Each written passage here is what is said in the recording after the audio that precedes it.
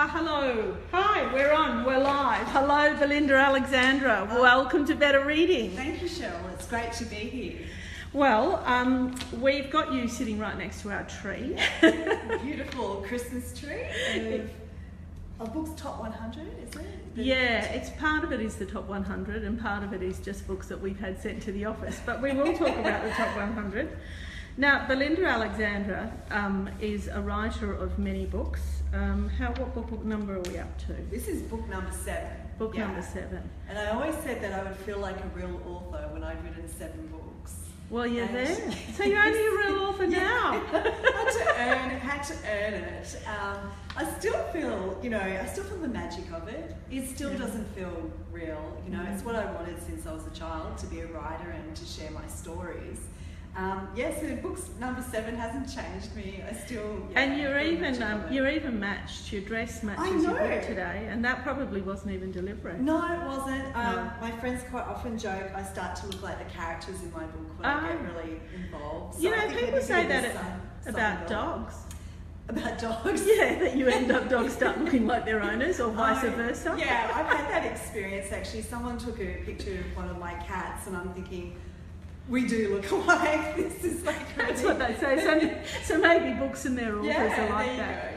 Okay, so we all know Belinda and we all love Belinda, and she's with us today. I'm Cheryl Arkle. We're at Better Reading.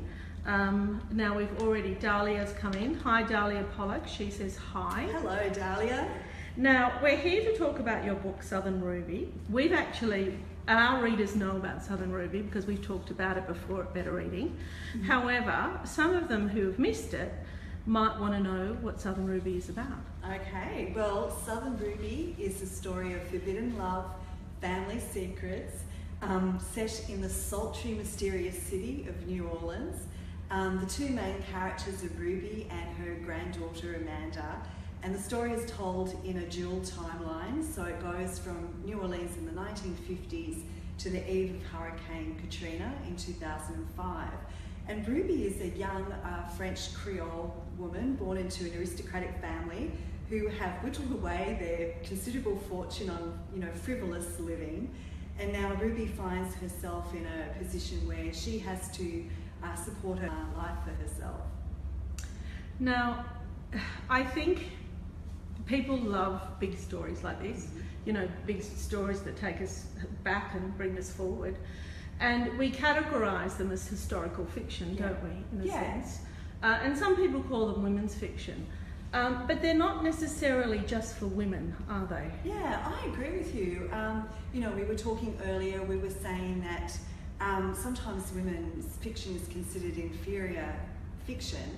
But when I talk about women's fiction, it's mainly that the character is a strong woman. And I have plenty of male readers. They do worry a bit about the flowers on the cover, and they'll say they'll read it on the train behind a newspaper. Or they do borrow it from their wives because they love the historical fiction. I love that. Have to put newspaper over it. Well, or buy it on ebook is the other thing they do. I have been asked, could you please stop putting flowers on the cover? But both men and women love the books because love history, love the detail, love feeling like they're in the city that's been written about. But also I find Australian men are quite romantic. Yeah. They love, these are not romance stories as such. They do have, a romance in them. But men like that. Yeah. And also too, both men and women like reading well-researched books that have a really strong sense of place. Yeah. That, yes, they're fiction, but they're believable. And yes, there's an emotional element that runs through it. Isn't that what we all want? Look, I agree totally. My favourite book is the kind of book where you feel that you've gone into another world. So when you close that book, it's like you've come back from a holiday overseas. Your house is the same, your family is the same, but somehow you've changed because you've had this other experience.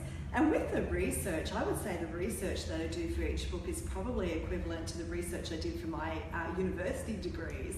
I'm going to interrupt you because otherwise I'm going to miss all these comments. Oh, okay. We've got lots of people tuning in, love the book.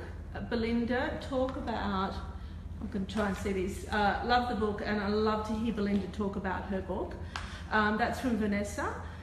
Debbie, loved all your stories, Belinda. Thank you. And the new one is just as good, and it's a wonderful read. So do you want to say hi to Debbie? Yes, hello. Hi, To everyone. everybody.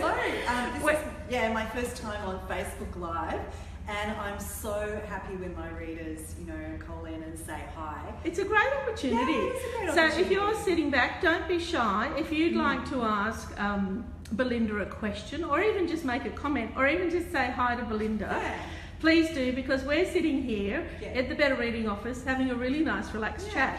I've got to say, at the end of this interview, I'm going to get Belinda to stand up and show you her dress because it's stunningly beautiful.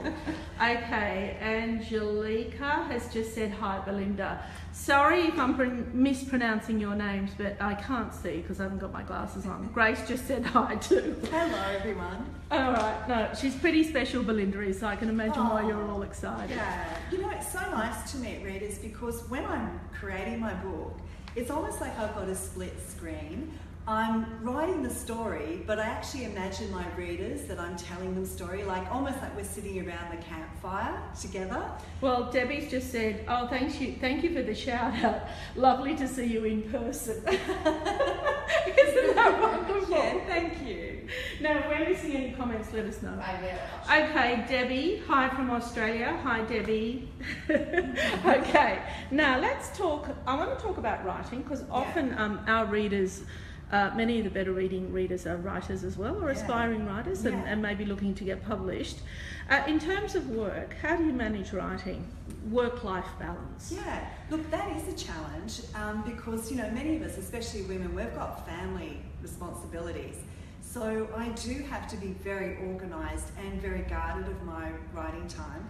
So basically I'll get up, look after my 4 very precious cats, then look after my husband, do some exercise. And the cats come first. Yes, he knows his place, he says that.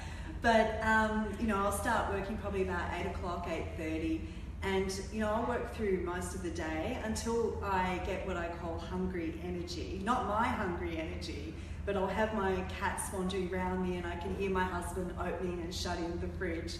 And I know that, everybody's hungry, so it's time to stop the story there. So I do have to be pretty disciplined about my work schedule.